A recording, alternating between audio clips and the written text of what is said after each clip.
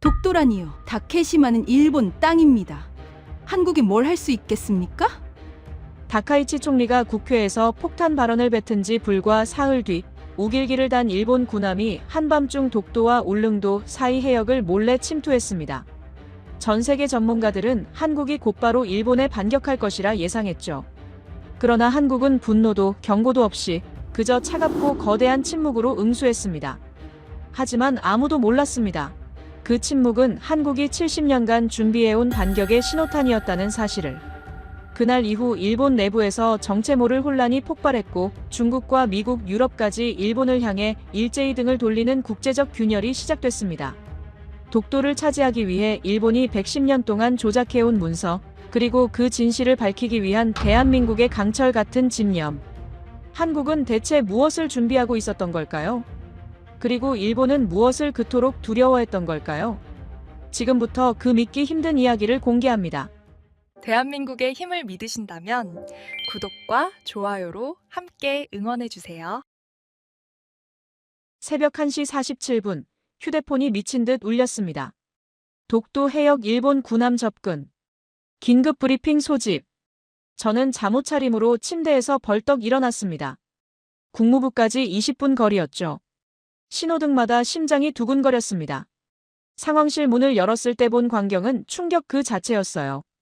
대형 스크린에 우길기를 단 일본 해상자위대 구축함 두 척이 또렷하게 떠 있었습니다. 독도와 울릉도 사이, 그 민감한 해역을 유유히 지나가고 있었죠. 제 이름은 에드워드 베넷입니다. 미국 국무부 동아시아 담당 선임 연구관으로 40년 가까이 일해왔습니다. 그동안 수많은 위기를 봤지만 이 장면은 달랐어요. 일본이 이렇게 노골적으로 도발한 건 처음이었으니까요. 상황실 안은 긴장감으로 가득했습니다. 분석관들이 화면을 노려보며 속삭였죠. 한국이 강력 대응하겠군요. 누군가 말했습니다. 저도 당연히 그럴 거라 생각했어요. 독도 문제만 나오면 온 나라가 들썩이는 모습을 저는 수도 없이 봤습니다. 그런데 이상한 일이 벌어졌습니다. 레이더 추적 결과 한국 해군의 움직임이 전혀 감지되지 않았어요. 성명도 없었고 정부 반응도 없었죠. 마치 아무 일도 없다는 듯 한국은 완벽한 침묵으로 일관했습니다. 이상합니다. 옆에 서 있던 제임스 과장이 중얼거렸어요. 한국이 이렇게 조용할 리가 없는데요. 저는 비웃듯 말했습니다. 봐요, 결국 한국은 감정으로만 소리치는 나라라니까요. 실력이 없으니 대응도 못하는 겁니다. 하지만 제 상사인 로버트 국장은 눈을 가늘게 뜨고 화면을 응시했습니다. 아니야, 에드워드. 저 침묵은 뭔가 이상해. 한국이 저렇게 가만히 있을 리 없어. 사실 저는 한국이라는 나라를 좋아하지 않았습니다. 아니, 정확히 말하면 싫어했다고 해야겠죠. 그건 제 개인적인 상처와 관련이 있었습니다. 제 할아버지 조셉 베넷은 1947년 부산에서 조선 독립운동가들을 몰래 지원하다 일본 헌병대 잔당에게 총살당했습니다. 당시 할아버지는 미군 군정 자문관이었어요. 조선인들이 일본의 탄압에서 벗어나도록 돕고 있었죠. 하지만 일본 측은 미국 정부의 폭동 진압 중 발생한 불가피한 사고라고 보고했습니다. 미국 정부는 어떻게 했을까요? 일본과의 관계를 고려해 그 사건을 조용히 묻어버렸습니다. 우리 가문은 그때부터 압박 속에 무너졌어요. 할머니는 평생 그 슬픔에서 벗어나지 못했고 아버지는 정부를 원망하며 살다 일찍 돌아가셨습니다. 어린 시절부터 저는 집안 어른들에게서 똑같은 말을 들으며 자랐습니다.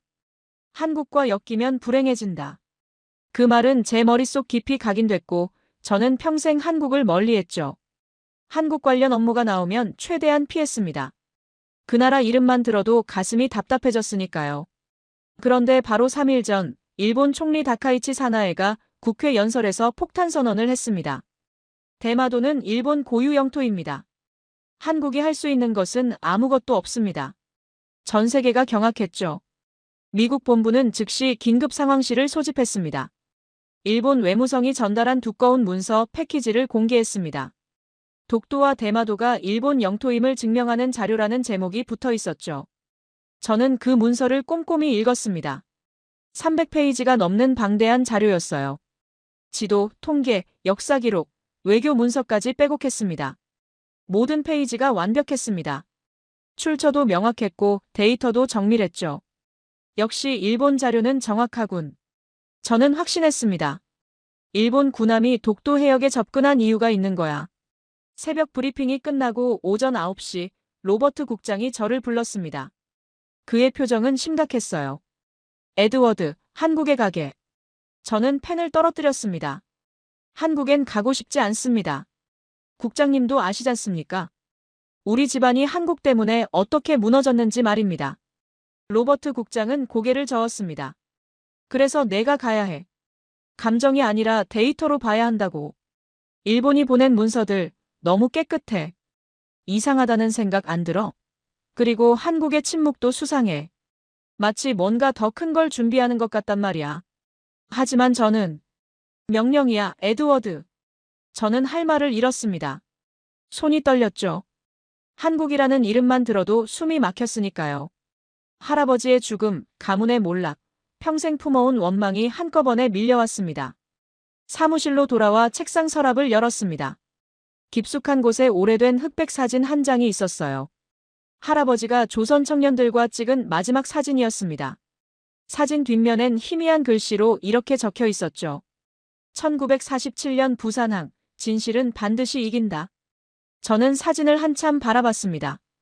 할아버지의 미소가 따뜻했어요. 하지만 동시에 너무 슬펐습니다. 할아버지 당신은 왜 그 사람들을 도왔습니까? 우리 가족을 희생시키면서까지요. 일본 문서를 다시 펼쳤습니다. 그런데 이상한 게 눈에 들어왔어요. 한 페이지 모서리에 희미한 수정 흔적이 있었습니다. 붉은 잉크가 살짝 번진 자국이었죠. 저는 잠시 멈칫했지만 곧 고개를 저었습니다. 단순한 인쇄 실수겠지. 그렇게 생각하며 서류를 덮었어요. 그날 오후, 저는 억지로 한국행 비행기 티켓을 받았습니다. 분노와 두려움이 뒤섞였습니다. 공항 가는 택시 안에서 창밖을 멍하니 바라봤죠. 워싱턴의 거리가 스쳐 지나갔습니다. 그리고 그때 저는 정말 몰랐습니다. 일본이 보낸 그 완벽한 문서들이 처음부터 끝까지 조작된 거짓말이었다는 사실을요. 인천공항에 도착한 건 현지 시간으로 오후 3시였습니다. 비행기에서 내리며 저는 혼잣말로 중얼거렸어요.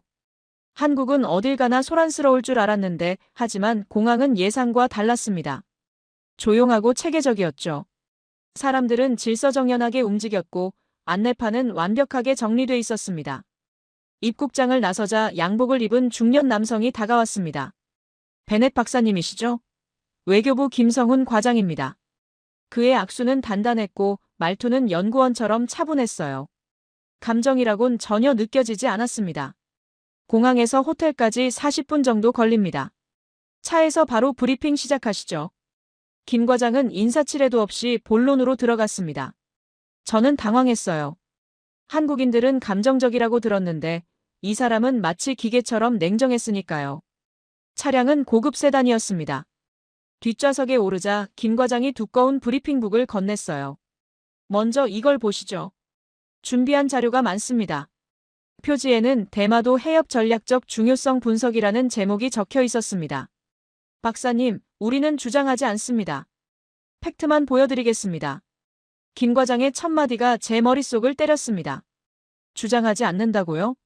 저는 순간적으로 당황했지만 애써 무표정을 유지했죠. 차가 출발하자 김 과장은 태블릿을 꺼냈습니다. 화면이 켜지면서 정밀한 해상 지도가 나타났어요. 대마도 해협이 3D로 구현돼 있었고 빨간 항로들이 거미줄처럼 얽혀 있었습니다. 박사님, 이 해협을 보십시오. 일본 에너지 수송선의 92.4%가 이곳을 통과합니다. 김 과장의 손가락이 화면을 가리켰죠. 일본 제조업의 68.7%가 이 항로에 절대적으로 의존하고 있습니다. 하루만 막혀도 일본 경제는 마비됩니다. 저는 눈을 가늘게 떴습니다. 숫자가 너무 구체적이었어요. 일본 문서에서는 이런 정밀한 데이터를 본 적이 없었습니다. 이 수치들 어떻게 확인하셨습니까? 해상교통 관제 데이터, 일본 세관 통계, 에너지청 공개 자료를 교차 검증했습니다. 여기 출처 목록이 있습니다. 김 과장이 다음 페이지를 넘겼습니다. 출처가 30개가 넘었어요. 모두 공식 기관 자료였습니다. 저는 목구멍이 매는 느낌이었습니다. 이 정도 정밀도는 일본 문서에서 본 적이 없는데요. 속으로 중얼거렸죠. 하지만 김 과장은 아무 반응도 보이지 않았습니다. 그저 다음 자료를 꺼낼 뿐이었어요. 박사님, 궁금하시죠? 왜 한국이 일본의 도발에 대응하지 않았는지 말입니다. 김 과장의 목소리는 여전히 차분했습니다. 저는 고개를 끄덕였어요. 네, 매우 궁금합니다. 우리는 이미 그들의 움직임을 모두 실시간으로 보고 있었기 때문입니다. 김 과장이 화면을 다시 전환했습니다. 레이더 추적 화면이 나타났죠. 일본 군함 2척의 이동 경로가 초 단위로 기록돼 있었습니다. 이건 미국 국무부 자료보다 더 정밀한데요? 저는 놀라움을 감추지 못했습니다. 김 과장은 희미하게 미소 지었어요. 우리 해군은 20년 전부터 이 시스템을 구축해왔습니다. 침묵은 무능이 아니라 자신감의 표현입니다. 그 순간 제 머릿속이 복잡해졌습니다. 한국이 감정적이라는 제 선입견이 조금씩 흔들리기 시작했어요. 하지만 저는 여전히 경계심을 늦추지 않았습니다. 과장님, 그렇다면 왜 지금까지 조용했습니까? 국제사회에 알리지 않은 이유가 뭡니까? 타이밍입니다. 김 과장의 대답은 단호했습니다. 증거가 완벽하게 쌓일 때까지 기다렸습니다. 한국은 말보다 데이터를 믿으니까요. 차는 이미 서울 시내에 진입하고 있었습니다. 고층 빌딩들이 창밖으로 스쳐 지나갔죠. 저는 일본에서 받은 문서를 가방에서 꺼냈습니다. 과장님, 일본이 우리에게 보낸 자료가 있습니다. 여기 독도가 일본 영토라는 증거들이 300페이지나 되는데요. 김 과장은 잠시 서류를 훑어봤습니다. 그의 표정이 미묘하게 변했어요.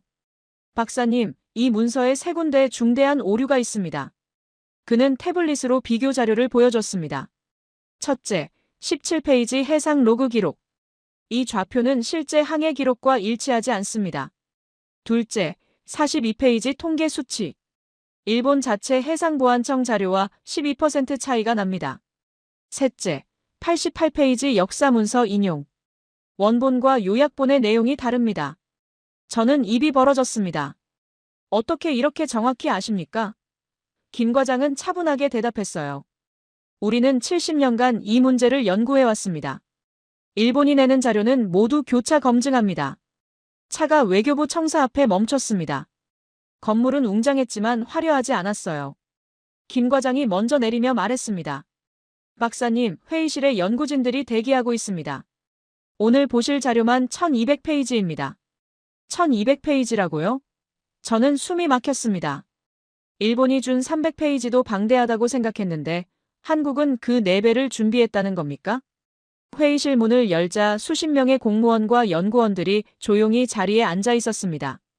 그들은 고함도 없이 차분하게 서류를 넘기고 정리하고 있었어요. 서로 눈빛만 주고받으며 의사소통하는 모습이 인상적이었습니다. 김 과장이 소개했습니다. 해양수산부 연구관, 국방부 전략분석관, 국립외교원 교수진입니다. 모두 독도 문제 전문가들이죠. 한 연구원이 조용히 일어나 인사했습니다. 베넷 박사님 환영합니다. 오늘은 일본 문서의 모순점부터 짚어보겠습니다. 그의 목소리에는 공격성이 전혀 없었어요. 오히려 학자처럼 담담했습니다. 저는 자리에 앉으며 속으로 중얼거렸습니다. 이건 내가 알던 한국이 아니잖아. 왜 이렇게 침착하지? 왜 화를 내지 않지? 불편한 충격이 가슴속에 퍼졌습니다. 회의가 시작됐습니다. 연구원들은 차례로 발표했어요. 지도 분석, 역사 기록 검증, 통계 오류 지적까지. 모든 게 논리적이고 체계적이었습니다. 저는 점점 혼란스러워졌습니다. 제가 평생 믿어온 한국의 이미지가 눈앞에서 무너지고 있었으니까요. 이 사람들은 소리치지 않았습니다. 대신 데이터로 말했습니다. 그리고 그 데이터는 일본 문서보다 훨씬 더 정밀했어요. 회의가 끝날 무렵 김 과장이 마지막으로 말했습니다. 박사님, 내일은 부산 해군기지를 방문하실 겁니다. 실제 작전 체계를 보시면 더 명확해지실 겁니다. 저는 고개를 끄덕였습니다. 마음속 깊은 곳에서 작은 균열이 생기고 있었어요. 이 사람들 정말 프로네. 다음 날 아침 김 과장과 함께 일찍 부산행 기차에 올랐습니다. 박사님, 오늘은 박민수 중령께서 안내하실 겁니다. 해군 작전 전문가죠. 저는 고개를 끄덕였습니다. 창밖으로 한국의 풍경이 빠르게 스쳐 지나갔어요. 논밭, 작은 마을, 산들이 펼쳐졌습니다. 부산 해군작전사령부에 도착한 건 오전 10시였습니다. 정문에서부터 긴장감이 느껴졌어요. 경비병들의 경례 자세가 완벽했습니다. 한치의 흐트러짐도 없었죠. 건물 앞에서 한 장교가 기다리고 있었습니다. 키가 크고 어깨가 넓었어요. 군복이 빳빳하게 다림질돼 있었고 눈빛은 날카로웠습니다. 베넷 박사님, 박민수 중령입니다. 그의 악수는 강했지만 정중했어요. 우리는 보여드릴 수 있는 만큼만 보여드립니다. 하지만 그 정도면 충분할 겁니다. 박중령의 말투는 간결했습니다. 과장이 전혀 없었죠. 저는 그의 태도에서 한국군인 특유의 강직함을 느꼈습니다. 먼저 부두로 향했습니다. 멀리서부터 거대한 군함들이 보였어요. 저것들이 세종대왕급 구축함입니다. 그리고 옆에 정박한 게 최신형 KDDX죠. 박중령이 설명했습니다. 가까이 다가가자 함정의 크기에 압도당했습니다. 미국 버크급 구축함과 비슷하거나 오히려 더 커 보였어요. 이 크기면 일본 구축함보다 큰 거 아닙니까? 제 입에서 저도 모르게 말이 튀어나왔습니다. 버크급 이상 성능입니다. 이지스 시스템, 수직 발사대 128셀, 대잠 능력까지 통합돼 있죠. 박중령의 설명은 담담했지만 자부심이 묻어났어요. 저는 머릿속이 복잡해졌습니다. 제가 알던 한국 해군은 이 정도가 아니었거든요. 함정 주변에서 작업 중이던 수병들이 일제히 경례했습니다. 6명이 기계적인 동작으로 동시에 움직였어요. 완벽한 일사불란함이었습니다. 훈련이 대단하시네요. 저는 감탄을 숨길 수 없었습니다. 우리는 매일 훈련합니다. 쉬는 날에도 준비하죠. 박중령이 짧게 대답했죠. 그의 말에는 군더더기가 없었습니다. 다음으로 작전센터로 이동했습니다. 지하 2층에 위치한 대형 공간이었어요. 문을 열자 수십 개의 모니터가 빛나고 있었습니다. 장교들이 각자 자리에서 집중하고 있었죠. 여기가 해상작전 통합센터입니다. 대마도 해협 전체를 실시간으로 감시합니다. 박중령이 중앙 대형 스크린을 가리켰습니다. 화면에는 해협 전체가 3D로 구현돼 있었어요. 저 빨간 점들이 뭡니까? 저는 물었습니다. 화면에 수십 개의 붉은 점이 움직이고 있었거든요. 일본 군함들입니다. 각 점마다 함정 정보가 실시간으로 업데이트됩니다. 박중령이 화면을 확대했습니다. 한 점을 클릭하자 상세 정보가 나타났어요. 함명, 배수량, 무장 종류, 레이더 주파수, 심지어 승조원 수까지 표시돼 있었습니다. 저는 숨이 막혔어요. 이 정보들 어떻게 이렇게 정밀하게 파악하십니까? 위성, 레이더, 해상 감시망을 통합했습니다. 국정원, 해군, 해경 데이터가 자동으로 연결되죠. 한 장교가 추가 설명했습니다. 그의 목소리는 조용했지만 확신에 차 있었어요. 저는 좌측 보조 모니터를 봤습니다. 거기엔 각 기관의 정보가 실시간으로 통합되고 있었어요. 말 그대로 무언의 협업이었습니다. 장교들은 서로 말도 하지 않았습니다. 그저 눈빛만 주고받으며 정보를 공유했죠. 이건 미국 시스템보다 효율적인 것 같은데요. 제 입에서 솔직한 평가가 나왔습니다. 박중령은 희미하게 미소 지었어요. 8년 걸렸습니다. 이 체계 만드는데 말입니다. 8년이요? 저는 놀랐습니다. 한 장교가 조용히 고개를 들어 말했습니다. 포기하지 않았습니다. 안 될 때까지 계속했죠. 그 순간 제 가슴이 뭉클했습니다. 이 사람들의 집념이 느껴졌거든요. 화려한 말은 없었지만 그들의 태도에서 강한 의지가 전해졌어요. 박중령이 다시 화면을 전환했습니다. 박사님, 3일 전 일본 군함이 우리 해역에 접근했을 때 기록입니다. 화면에 당시 상황이 재생됐어요. 일본 구축함 2척이 독도 근처로 접근하는 모습이었습니다. 우리가 대응하지 않은 이유를 아십니까? 박중령이 물었습니다. 저는 고개를 저었어요. 모릅니다. 우리는 이미 그들의 모든 움직임을 포착하고 있었습니다. 그들이 우리 영해를 침범하지 않는 한 굳이 반응할 필요가 없었죠. 침묵은 약함이 아니라 여유의 표현입니다. 박중령의 설명은 명확했습니다. 저는 할 말을 잃었습니다. 제가 한국을 무시했던 게 부끄러워졌어요. 이 사람들은 감정적이지 않았습니다.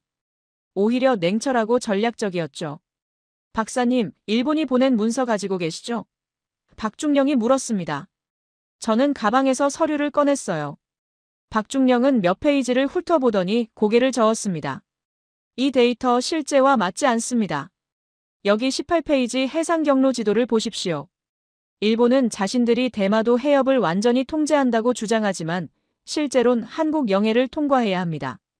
박중령이 화면에 실제 항로를 띄웠습니다. 일본 문서와 완전히 달랐어요. 저는 충격을 받았습니다. 일본이 실수를 했다는 겁니까? 박중령은 단호하게 대답했습니다. 실수가 아닙니다. 의도적 왜곡이죠. 그 순간 제 머릿속에서 무언가 무너지기 시작했습니다. 제가 평생 믿어온 일본의 완벽함, 한국의 무능함이라는 선입견이 산산이 부서지고 있었어요. 작전센터 투어가 끝날 무렵 한 젊은 장교가 조용히 다가왔습니다. 박사님, 우린 조용히 준비합니다. 하지만 끝까지 지킵니다. 그게 한국 해군이니까요. 그의 목소리는 낮았지만 단단했어요. 박중령이 마지막으로 말했습니다. 우린 포기하지 않습니다. 할 수 있을 때까지 하죠. 그게 한국입니다. 저는 숨을 크게 들이쉬었습니다. 가슴이 먹먹했어요. 이 사람들의 집념, 조용한 자신감, 묵묵한 헌신이 저를 압도했습니다. 제가 알던 한국이 아니었습니다. 완전히 다른 나라였죠. 부산에서 서울로 돌아온 다음 날, 김 과장이 저를 한국해군 역사연구소로 안내했습니다.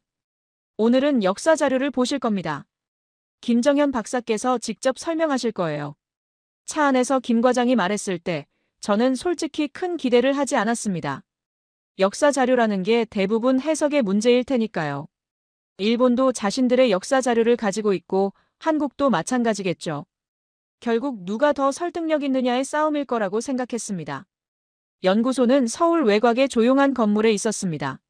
3층짜리 건물이었지만 내부는 상당히 넓었어요. 복도를 지나며 느낀 건 이곳이 보통 연구소가 아니라는 점이었습니다. 온도와 습도가 철저히 관리되고 있었죠. 사료 보관을 위한 전문 시설이라는 게 한눈에 보였어요. 김정현 박사는 50대 후반으로 보이는 학자였습니다. 안경 너머로 보이는 눈빛이 날카로웠지만 따뜻함도 느껴졌어요. 베넷 박사님 환영합니다. 오늘 보실 자료는 일본이 110년간 숨겨온 것들입니다. 그의 첫 인사가 제 주의를 끌었습니다. 110년이라는 기간이 너무 구체적이었거든요. 연구실로 들어가자 거대한 테이블 위에 오래된 문서들이 가지런히 놓여 있었습니다. 각 문서마다 투명한 보호 케이스에 담겨 있었죠. 먼저 조선왕조실록부터 보시죠. 김 박사가 두꺼운 책을 조심스럽게 펼쳤습니다.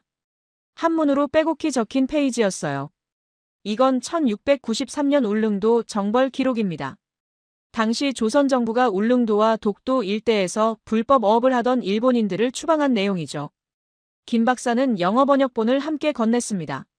저는 천천히 읽어 내려갔어요. 내용은 명확했습니다. 조선이 울릉도와 독도를 자국 영토로 관리하고 있었고 일본인들의 불법 침입을 단속했다는 기록이었습니다. 이건 일본이 주장하던 내용과 완전히 다른데요. 제 입에서 저도 모르게 말이 나왔습니다.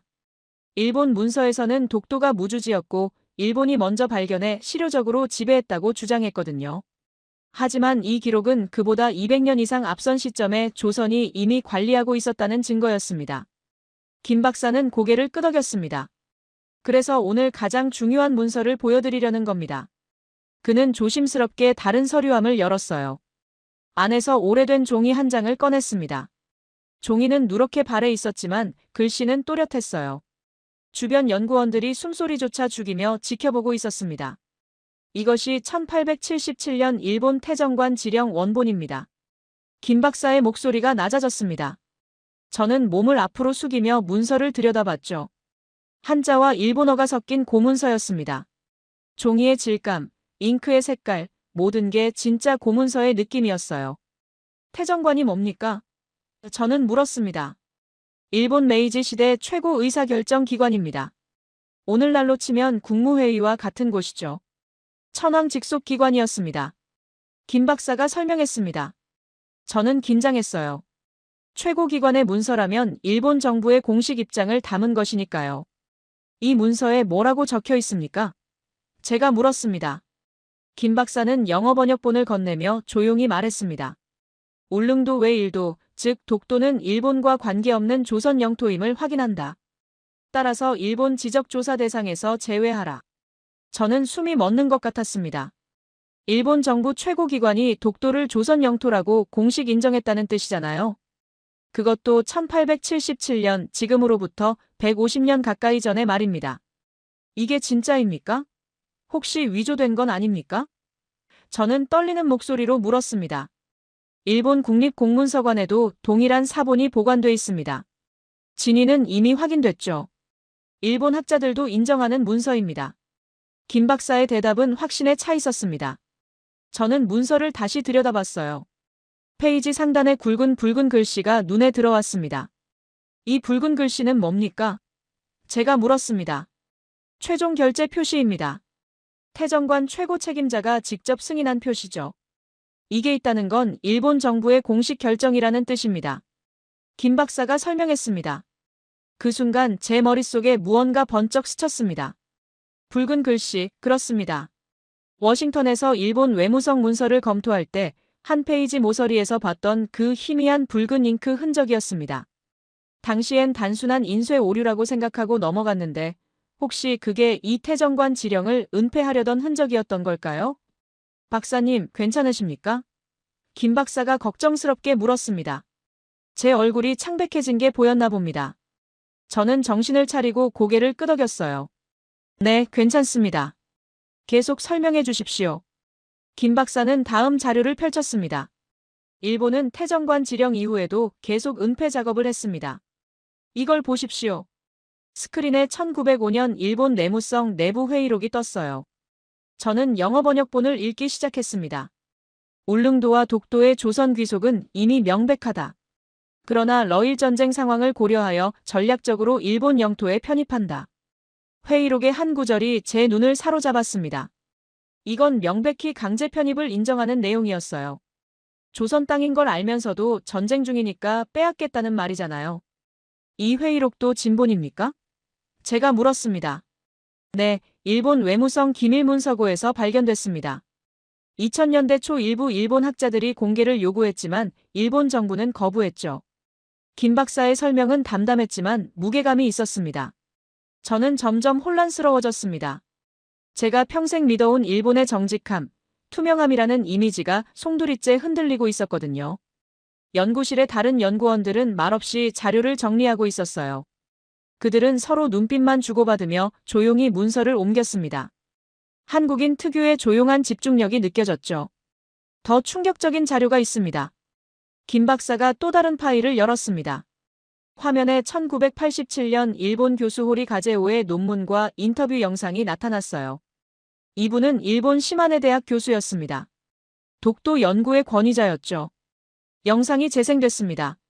흑백 화면에 나이든 일본 교수가 떨리는 목소리로 말하고 있었어요. 태정관 지령은 명백합니다. 독도는 한국 땅입니다. 저는 학자로서 진실을 말했을 뿐입니다. 하지만 지금 저는 위협을 받고 있습니다.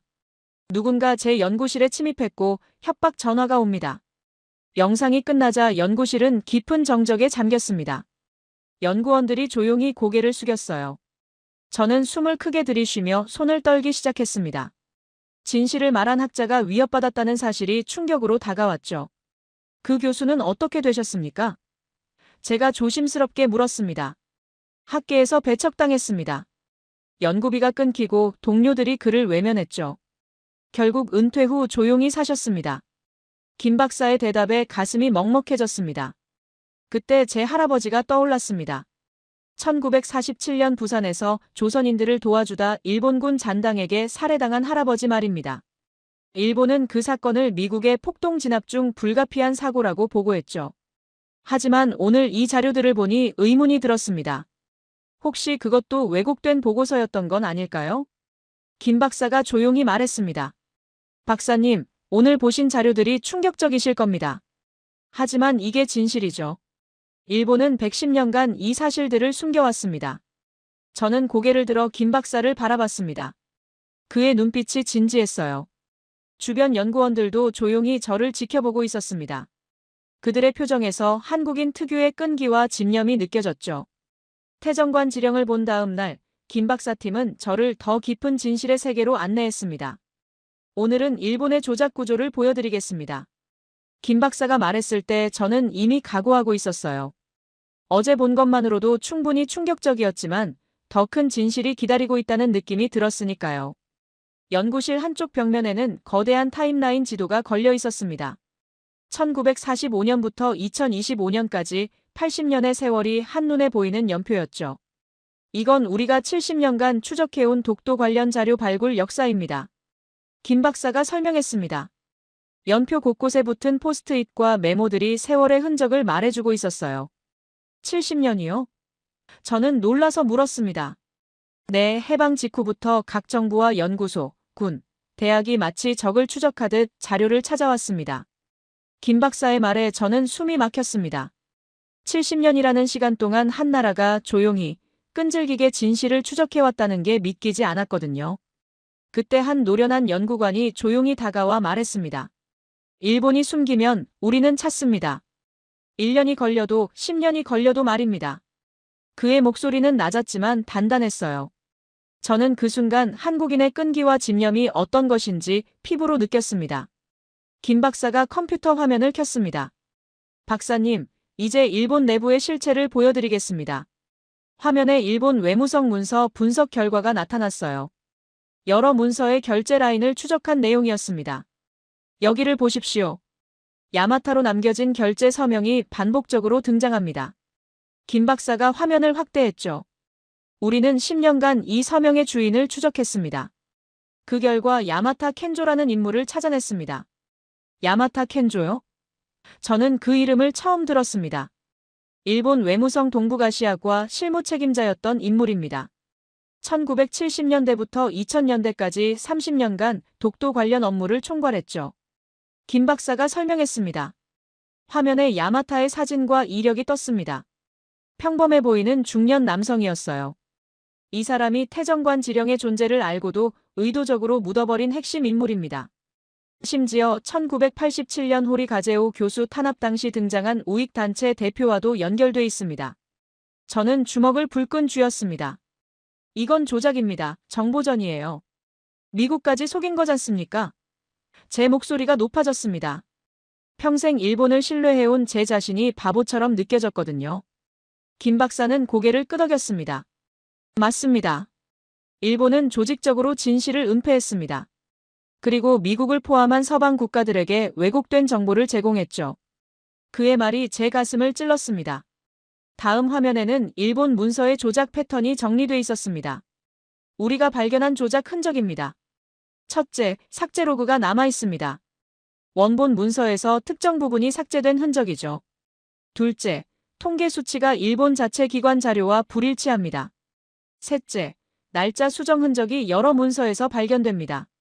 저는 제가 가져온 일본 문서를 다시 펼쳤습니다. 이제 보니 이상한 부분들이 눈에 들어왔어요. 페이지 번호가 연속되지 않는 곳, 폰트가 미묘하게 다른 부분, 여백이 이상하게 넓은 곳들이 있었습니다. 왜 미국은 이걸 몰랐을까요? 왜 일본은 이렇게까지 했을까요? 김 박사가 조용히 말했습니다. 박사님, 일본에게 독도는 영토 문제가 아니라 체면과 정치의 문제였습니다. 태정관 지령을 인정하는 순간 제국주의 시대의 강제 편입을 인정해야 하니까요. 그래서 70년간 숨겨온 겁니다. 그 말이 제 머릿속을 강타했습니다. 영토가 아니라 체면이라고요? 그렇다면 진실보다 자존심이 중요했다는 말인가요? 저는 신문을 흔들며 소리쳤습니다. 이건 사기입니다. 국제사회를 기만한 거예요. 연구실이 잠시 조용해졌습니다. 제 격한 반응에 연구원들이 놀란 것 같았어요. 하지만 그들은 여전히 말없이 자리를 지키고 있었습니다. 그저 따뜻한 차 한 잔을 조용히 건넸을 뿐이었죠. 하지만 그 침묵 속에 담긴 온기가 제 가슴을 울렸습니다. 이 사람들은 한 컵의 온기로 마음을 전하는구나. 김 박사가 다시 화면을 전환했습니다. 박사님, 이제 한국이 어떻게 이 자료들을 찾아냈는지 보여드리겠습니다. 화면에 각 시대별 연구팀 사진들이 나타났어요. 1950년대 연구원들, 1970년대 외교관들, 1990년대 학자들, 2000년대 국방부 전문가들까지. 이 사람들은 세대를 이어가며 자료를 찾았습니다. 어떤 이는 일본 도서관을 뒤졌고 어떤 이는 미국 국립문서보관소를 샅샅이 뒤졌죠. 누군가는 평생을 바쳐 한 문서를 찾아냈습니다. 김 박사의 설명에 저는 숙연해졌습니다. 벽에 걸린 연표를 다시 봤습니다. 1945년부터 2025년까지 80년의 세월 동안 수많은 사람들이 조용히 싸워왔던 흔적이 거기 있었어요. 포기하지 않고 소리치지 않고 묵묵히 진실을 찾아온 사람들의 기록이었습니다. 밤 11시가 넘었는데도 여전히 연구원들이 책상 앞에 앉아 있었어요. 서로 말없이 커피를 타와 책상에 놓고 한숨 한 번 내쉬지 않으며 자료를 정리하고 있었습니다. 저들은 언제 쉬나요? 제가 물었습니다. 필요할 때 쉽니다. 하지만 일이 끝날 때까지는 자리를 지키죠.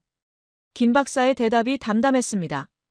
그때 박민수 중령이 연구실 문을 열고 들어왔습니다. 부산에서 만났던 그 단단한 군인이었죠. 박사님, 내일 중요한 회의가 있습니다. 준비하셔야 할 것 같습니다. 그가 말했습니다. 무슨 회의입니까? 제가 물었습니다. 일본 외무성이 미국 정부에 공식 서한을 보냈습니다. 박사님께 압박을 넣으려는 것 같습니다. 박중령의 말에 저는 긴장했어요. 압박이요? 네, 박사님이 한국에서 본 자료들이 왜곡됐다고 주장할 예정인 것 같습니다. 박중령의 표정이 굳어 있었습니다. 저는 주먹을 쥐었습니다. 일본이 또다시 거짓말을 하려는 겁니까? 하지만 이번엔 달랐습니다. 저는 진실을 봤으니까요. 조작의 실체를, 한국의 집념을, 70년의 노력을 직접 목격했으니까요. 박중령이 조용히 말했습니다. 우린 지켜야 할 건 지킵니다. 조용히, 끝까지요. 그의 말에 제 가슴이 쿵 하고 내려앉았습니다. 이 한마디가 한국이라는 나라를 상징하는 것 같았어요. 저는 천천히 고개를 들어 연구원들을 바라봤습니다. 조용히, 묵묵히, 끝을 보며 싸우는 사람들이었습니다. 그날 밤 호텔로 돌아가며 저는 혼자 중얼거렸습니다. 이 사람들은 정말 이런 방식으로 싸워온 거였구나. 나는 지금까지 뭘 믿고 살아온 거지. 제 가족이 평생 품었던 한국에 대한 오해가 무너지고 있었습니다. 할아버지가 목숨 걸고 지키려 했던 사람들이 바로 이런 사람들이었구나. 그게 이제야 이해됐습니다. 다음 날 오전 호텔 로비에 내려가자 정장을 입은 일본인 중년 남성이 기다리고 있었습니다. 베넷 박사님이시죠? 야마타 켄조입니다. 일본 외무성 동북아시아과에서 일하고 있습니다. 그의 미소는 차가웠고 악수하는 손은 축축했어요. 바로 그 사람이었습니다. 김 박사가 보여준 바로 그 야마타 켄조, 30년간 독도 관련 자료를 은폐해온 핵심 인물 말입니다. 저는 표정을 감추며 악수를 받았습니다. 무슨 일로 오셨습니까? 조용히 이야기할 곳으로 가시죠. 야마타가 로비 한쪽 카페 구석 자리를 가리켰습니다. 우리는 자리에 앉았고 그는 커피를 주문했어요. 주변을 살피는 그의 눈빛이 예사롭지 않았습니다. 박사님, 한국에서 여러 자료를 보셨다고 들었습니다. 야마타가 조심스럽게 말을 꺼냈습니다. 특히 태정관 지령이라는 오래된 문서를 보셨다고요. 그의 어조에는 비웃음이 섞여 있었어요. 오래된 오해입니다, 박사님. 그 문서는 당시 혼란스러운 시기에 작성된 것으로 현재 일본 정부의 입장과는 무관합니다. 야마타가 웃으며 말했습니다. 하지만 그 웃음은 전혀 자연스럽지 않았어요. 저는 차분하게 대답했습니다. 일본 국립공문서관에도 같은 문서가 있다고 들었습니다만. 야마타의 표정이 미묘하게 굳어졌습니다. 그건 맥락을 이해하셔야 합니다. 미국에서도 다르게 보고 있지 않습니까? 무슨 뜻입니까? 제가 물었습니다. 야마타는 몸을 앞으로 숙이며 목소리를 낮췄어요. 박사님, 미국과 일본은 동맹국입니다. 70년 우정을 생각하셔야죠. 한국의 일방적인 주장에 휘말리시면 곤란합니다. 그 순간 제 안에서 무언가 끓어올랐습니다. 하지만 저는 참았어요. 야마타가 더 많은 말을 하도록 놔두고 싶었으니까요. 계속 말씀하시죠. 야마타는 가방에서 서류 봉투를 꺼냈습니다. 박사님, 워싱턴으로 돌아가시면 중요한 기회가 있을 겁니다. 국무부 아시아 담당 부차관보 자리가 곧 비는다고 들었습니다. 그의 눈빛이 날카로워졌어요. 박사님의 커리어는 이제 막 정점에 오르려고 합니다. 하지만 만약 한국 편에 서신다면 어떻게 될까요? 야마타가 의미심장하게 웃었습니다. 이건 명백한 협박이었습니다. 거절하겠습니다. 제가 단호하게 말했습니다. 야마타의 미소가 사라졌어요. 박사님, 신중히 생각하십시오. 당신의 선택이 커리어뿐 아니라 가족에게도 영향을 미칠 수 있습니다. 가족이라는 말에 제 주먹이 저절로 쥐어졌습니다. 하지만 저는 침착하게 자리에서 일어났어요. 더 이상 할 말이 없으시다면 저는 가보겠습니다. 뒤도 돌아보지 않고 로비를 나왔습니다. 방으로 돌아오자마자 김 과장에게 전화가 왔습니다. 박사님, 미국 국무부에서 급히 보낸 문서가 도착했습니다. 지금 바로 가져가겠습니다. 30분 후 김 과장이 두꺼운 봉투를 들고 왔어요. 이게 뭡니까? 제가 물었습니다. 할아버지 베넷 씨에 관한 미군 군정청 부검 보고서 원본입니다. 한국 정부가 미국에 요청해서 받은 거예요. 김 과장의 목소리가 조심스러웠습니다. 저는 떨리는 손으로 봉투를 열었습니다. 70년 된 낡은 서류였어요. 표지에는 조셉 베넷 사망 사건 조사 보고서라고 적혀 있었습니다. 첫 페이지를 넘기는 순간 숨이 막혔어요. 피살경위 일본 헌병대 잔당에 의한 고의적 살해로 추정됨. 피해자는 조선인 독립운동가 3명을 자택에 은닉하고 있었으며 이를 알게 된 일본군 잔당이 습격하여 총살함. 제 손이 떨렸습니다. 다음 페이지를 넘겼어요. 거기엔 더 충격적인 내용이 있었습니다. 당시 일본 측은 미군 군정청에 폭동 진압 중 불가피한 사고로 보고했으나 현장 조사 결과 계획적 처형으로 결론남. 그러나 상부 지시로 사건 축소 처리. 저는 서류를 바닥에 떨어뜨렸습니다. 평생 믿어온 이야기가 거짓이었습니다. 할아버지는 폭동에 휘말린 게 아니었어요. 조선인들을 지키다 일본군에게 살해당한 겁니다. 그리고 일본은 그 사실을 왜곡해서 미국에 보고했고 미국은 일본과의 관계를 위해 진실을 묻어버렸던 거죠. 김 과장이 조용히 물 한 잔을 건넸습니다. 저는 그걸 받아들고 한참을 멍하니 앉아 있었어요. 연구실 문이 열리며 박민수 중령과 연구원 몇 명이 들어왔습니다. 그들은 아무 말도 하지 않았습니다. 그저 조용히 제 주변에 서서 서류를 한 장씩 건넬 뿐이었죠. 박중령이 아주 낮은 목소리로 말했습니다. 박사님, 선대의 희생을 우리가 기억하겠습니다. 그 한마디에 제 가슴이 무너졌습니다. 한국 특유의 조용한 정서, 말없는 위로가 저를 완전히 무너뜨렸어요. 저는 처음으로 눈물을 흘렸습니다. 할아버지의 진실을, 일본의 조작을, 미국의 방조를, 그리고 한국인들의 따뜻함을 동시에 느끼며 무너졌습니다. 김 박사가 추가 자료를 펼쳤습니다. 박사님, 이게 일본의 조작 패턴 전체입니다. 화면에는 수십 개의 문서 비교표가 나타났어요.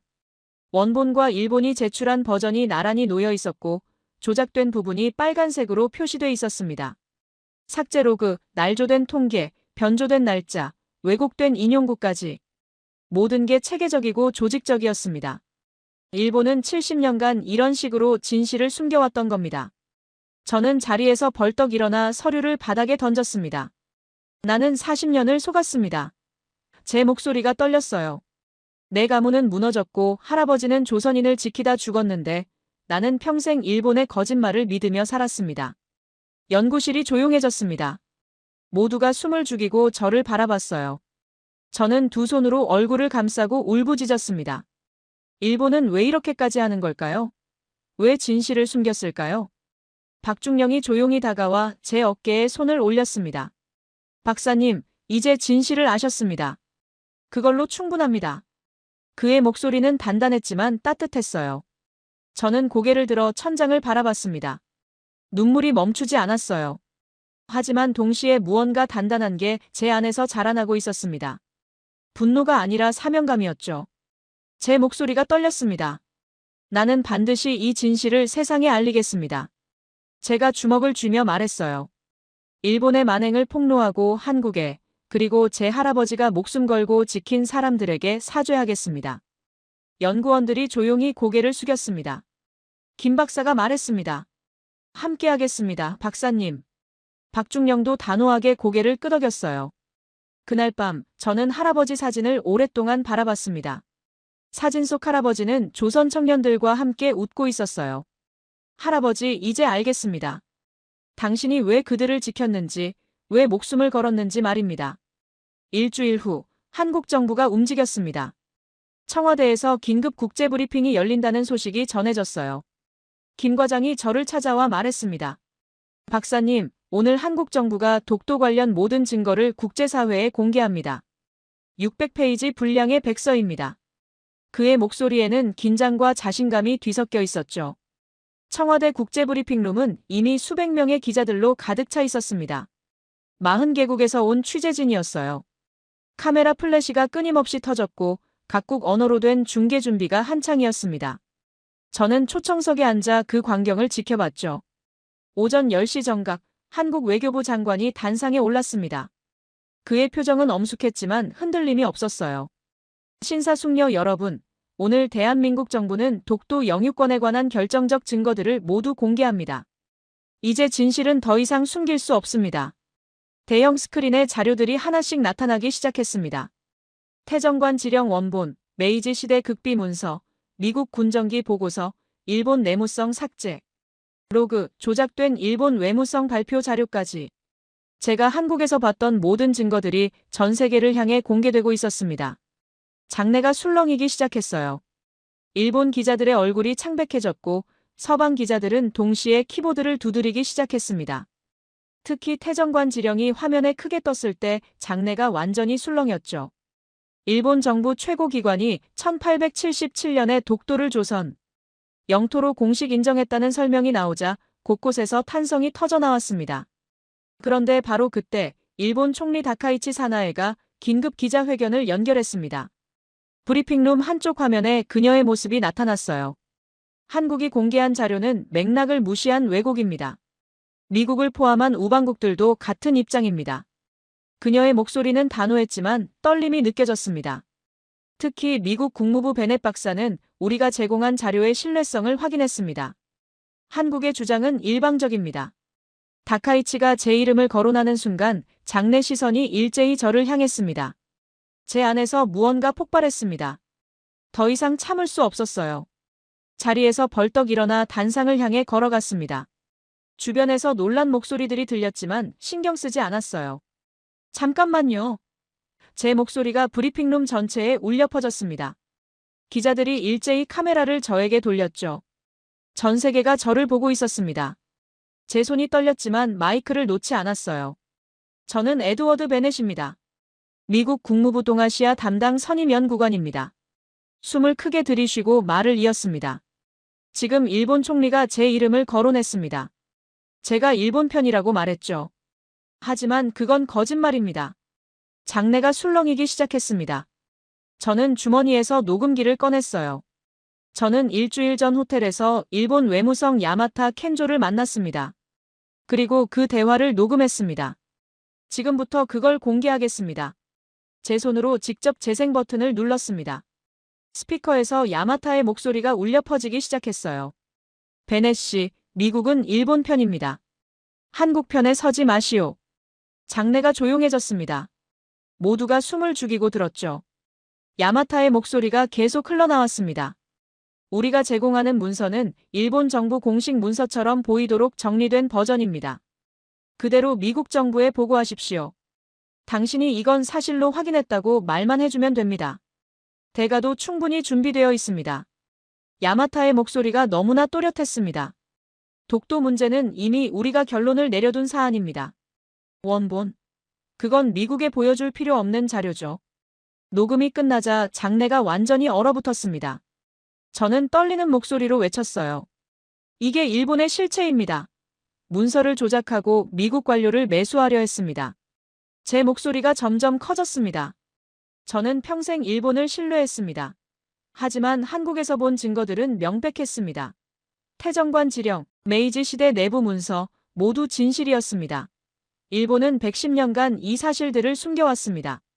저는 가방에서 할아버지 부검 보고서를 꺼냈어요. 손이 떨려서 종이가 흔들렸지만 높이 들어올렸습니다. 그리고 제 할아버지 조셉 베넷. 제 목소리가 울먹였습니다. 할아버지는 1947년 부산에서 조선 독립운동가들을 숨겨주다 일본군 잔당에게 살해당했습니다. 일본은 그 사실을 지우고 미국에 거짓 보고를 했습니다. 폭동 진압 중 사고라고 거짓말했습니다. 저는 보고서를 흔들며 절규했어요. 나는 40년을 속았습니다. 내 가문은 무너졌고 나는 평생 잘못된 증오를 품고 살았습니다.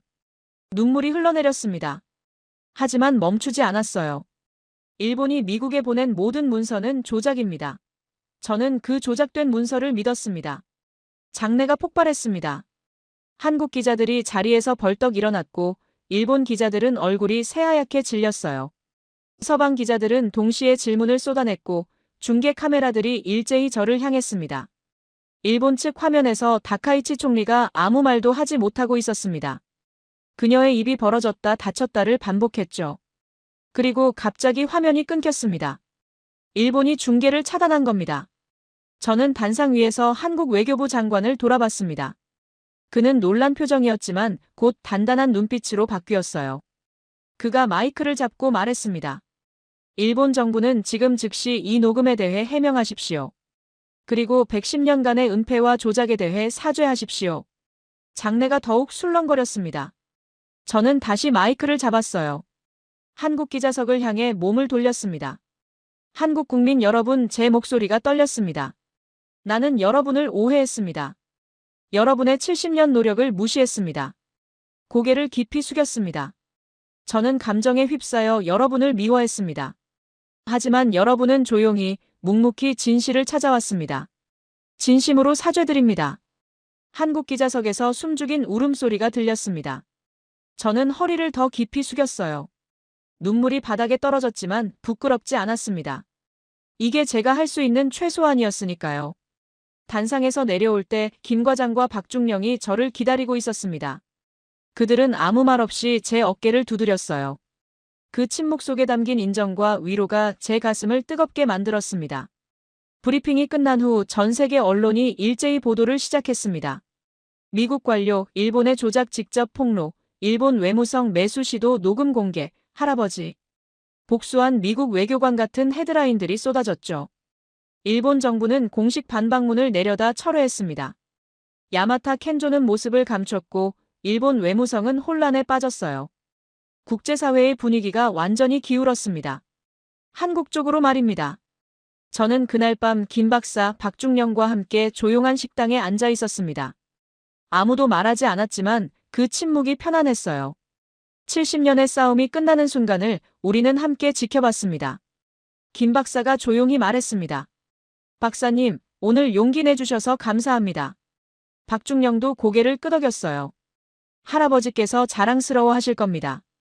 저는 창밖을 바라보며 생각했습니다. 진실은 결국 이긴다는 것을, 조용히 끝까지 싸우는 사람들이 마침내 승리한다는 것을, 그리고 용기 있는 한 사람의 목소리가 세상을 바꿀 수 있다는 것을 저는 배웠습니다. 며칠 뒤, 저는 워싱턴으로 돌아갔습니다. 국무부 회의실은 긴장감으로 가득했어요. 로버트 국장을 비롯한 고위 관료들이 저를 기다리고 있었습니다. 제 앞에는 두꺼운 보고서가 놓여 있었죠. 제목은 동아시아 전략 재편 한국 중심 접근법이었습니다.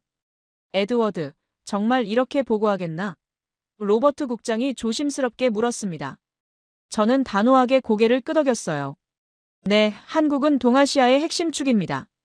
일본은 신뢰를 상실했습니다. 미국은 전략을 바꿔야 합니다.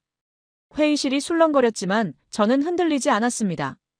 제가 본 진실을, 한국의 70년 집념을, 일본의 조작을 생각하면 이게 맞는 길이었으니까요. 며칠 후 외신 헤드라인이 터졌습니다.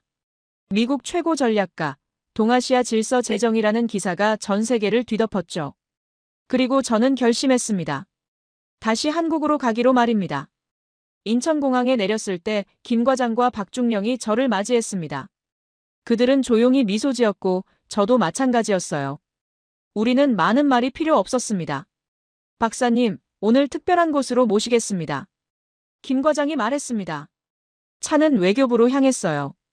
거기서 김 박사가 낡은 편지 한 통을 건넸습니다.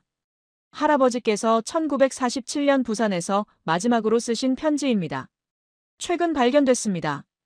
떨리는 손으로 편지를 열었습니다. 할아버지의 필체가 희미하게 남아 있었어요. 나는 한국을 믿는다. 이 나라와 이 사람들은 반드시 일어날 것이다. 진실은 언젠가 밝혀질 것이다. 눈물이 흘러내렸습니다. 편지를 가슴에 쥐고 한참을 울었어요. 할아버지, 당신 말이 맞았습니다. 한국은 일어났고 진실은 밝혀졌습니다. 다음 날 외교부 앞에서 공식 기자회견이 열렸습니다. 수많은 기자들이 모여 있었고 김 과장, 박중령, 연구원들이 함께 자리했어요. 저는 단상에 올라 한국 국기를 바라봤습니다. 태극기가 바람에 천천히 펄럭이고 있었죠. 저는 오늘 대한민국 귀화를 신청합니다. 제 목소리가 떨렸지만 분명했습니다. 제 할아버지가 목숨 걸고 지키려 했던 나라, 70년간 진실을 찾아온 나라, 이제 제가 지키겠습니다. 장내에서 환호가 터져나왔습니다. 한국 기자들이 박수를 쳤고 연구원들이 눈시울을 붉혔어요. 박중령이 단상으로 올라와 굳건히 격려했습니다. 환영합니다. 대한민국 국민 에드워드 베넷. 저는 할아버지 편지를 가슴에 넣고 태극기를 바라봤습니다. 그리고 조용히 미소 지었어요. 진실은 조용히, 그러나 반드시 이깁니다. 한국은 그 진실을 끝까지 붙들어 온 나라였습니다. 며칠 뒤, 저는 워싱턴으로 돌아갔습니다. 국무부 회의실은 긴장감으로 가득했어요. 로버트 국장을 비롯한 고위 관료들이 저를 기다리고 있었습니다. 제 앞에는 두꺼운 보고서가 놓여 있었죠.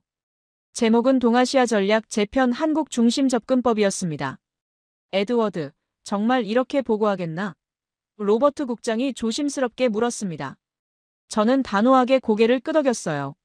네, 한국은 동아시아의 핵심 축입니다. 일본은 신뢰를 상실했습니다. 미국은 전략을 바꿔야 합니다. 회의실이 술렁거렸지만 저는 흔들리지 않았습니다. 제가 본 진실을, 한국의 70년 집념을, 일본의 조작을 생각하면 이게 맞는 길이었으니까요. 며칠 후 외신 헤드라인이 터졌습니다. 미국 최고 전략가, 동아시아 질서 재정이라는 기사가 전 세계를 뒤덮었죠. 그리고 저는 결심했습니다. 다시 한국으로 가기로 말입니다. 인천공항에 내렸을 때 김 과장과 박중령이 저를 맞이했습니다. 그들은 조용히 미소 지었고 저도 마찬가지였어요. 우리는 많은 말이 필요 없었습니다. 박사님, 오늘 특별한 곳으로 모시겠습니다. 김 과장이 말했습니다. 차는 외교부로 향했어요. 거기서 김 박사가 낡은 편지 한 통을 건넸습니다. 할아버지께서 1947년 부산에서 마지막으로 쓰신 편지입니다. 최근 발견됐습니다. 떨리는 손으로 편지를 열었습니다. 할아버지의 필체가 희미하게 남아 있었어요. 나는 한국을 믿는다. 이 나라와 이 사람들은 반드시 일어날 것이다. 진실은 언젠가 밝혀질 것이다. 눈물이 흘러내렸습니다. 편지를 가슴에 쥐고 한참을 울었어요. 할아버지, 당신 말이 맞았습니다. 한국은 일어났고 진실은 밝혀졌습니다. 다음 날 외교부 앞에서 공식 기자회견이 열렸습니다. 수많은 기자들이 모여 있었고 김 과장, 박중령, 연구원들이 함께 자리했어요. 저는 단상에 올라 한국 국기를 바라봤습니다. 태극기가 바람에 천천히 펄럭이고 있었죠. 저는 오늘 대한민국 귀화를 신청합니다. 제 목소리가 떨렸지만 분명했습니다. 제 할아버지가 목숨 걸고 지키려 했던 나라, 70년간 진실을 찾아온 나라, 이제 제가 지키겠습니다. 장내에서 환호가 터져나왔습니다. 한국 기자들이 박수를 쳤고 연구원들이 눈시울을 붉혔어요. 박중령이 단상으로 올라와 굳건히 격려했습니다. 환영합니다. 대한민국 국민 에드워드 베넷. 저는 할아버지 편지를 가슴에 넣고 태극기를 바라봤습니다. 그리고 조용히 미소 지었어요. 진실은 조용히, 그러나 반드시 이깁니다. 한국은 그 진실을 끝까지 붙들어 온 나라였습니다. 여러분, 오늘 이야기 어떠셨습니까? 이야기가 가슴 뭉클했다면 댓글창에 대한민국 만세 남겨주시면 감사하겠습니다. 여러분의 댓글 하나하나가 대한민국을 응원하는 힘이 됩니다. 그리고 좋아요와 구독 버튼도 꼭 눌러주시면 더 많은 분들이 이런 감동적인 이야기를 접할 수 있게 됩니다. 저희는 앞으로도 대한민국의 자랑스러운 순간들, 세계가 인정한 우리의 저력을 담은 이야기들로 여러분을 찾아뵙겠습니다. 감동방송 TV였습니다.